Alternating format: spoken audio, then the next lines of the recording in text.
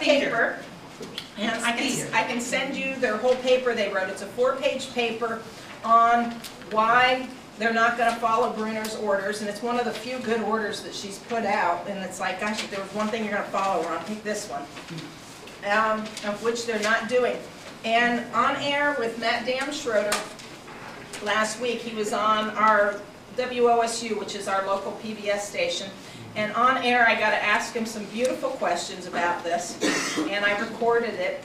So I got to ask him, though, how can this group, of which he was just the past president, how can they come forward with such a strong opinion to the public that they think these machines are fine and they're not going to follow the Secretary of State? And this is the opinion of what I'm told is a private group. It's a corporation, a nonprofit, and that's why they can hide their records, because it's a private corporation.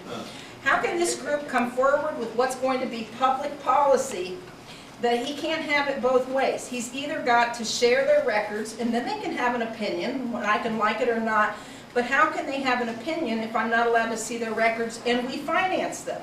You know, I just want to interject here. HAVA might, with what you say, HAVA just might be the greatest example of taxation without representation in the extreme, because what they're doing is disenfranchising your vote with what they've already taxed. They're making you pay for stolen elections.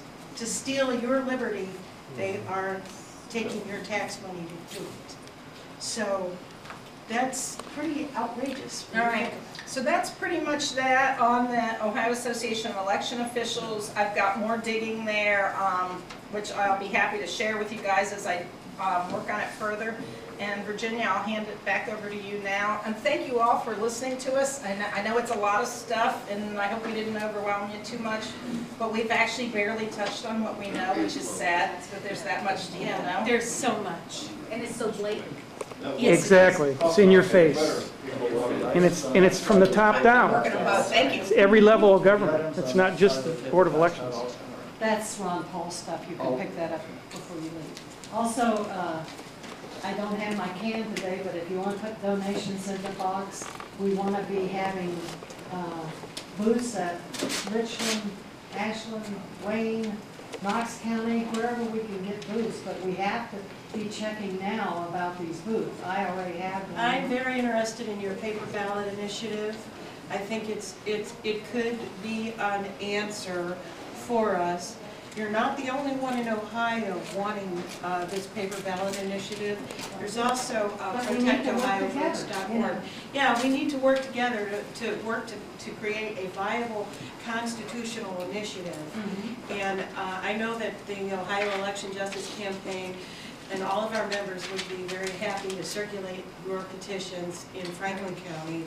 And we've got members in Hamilton and Montgomery and Greene,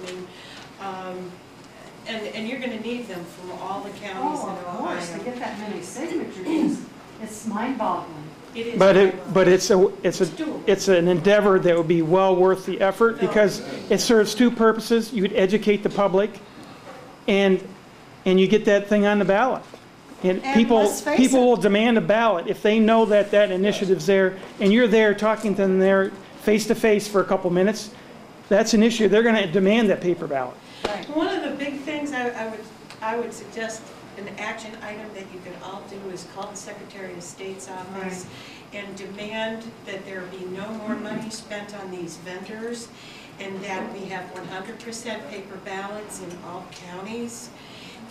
And enough ballots for everyone. In case, yes, because they're going to run out. And start with your home county, your Board of Elections. Go in now before the primary and tell them, not 10%, up it. And the county commissioners are the ones who write the checks. So you need to go to the county commissioners meeting and lay your argument before the county commissioners. Make sure you get on their agenda and talk about 100% the money to spend on a 100% paper ballot for your county, because people are not going to want to vote on these machines come November. Dave? Well, just a question, my viewpoint. when I call her office, first thing I do, what I'm gonna do, is tell her I thank her for an initiative on getting the ballots and those machines straightened out. Thank her for that, yes. Yeah, and then go from there to the next thing. Which is decertify. Why not decertify? Well, get rid of the machines, period. I don't care what she does. I don't care if she trashes them or gives them to somebody. No, recall, refund. We want the Yeah, money we- back. She's Right. working on that. We want our Yeah, money they should. back. Right. What I'm saying is, if you Right. go in there ham-fisted, you're not gonna get anything. They just won't. Yeah. Well, you should- Cheerleader on you the should rare re- times she You deserves. should request what is rightfully yours, and obviously this is fraud. They should be in prison. Some of them should be in prison. Yeah, it should be held You're right. responsible. That's where we're called the Ohio Election Justice I'm bringing Campaign. enough of these comparing the candidates, so if you want it, one donate $1.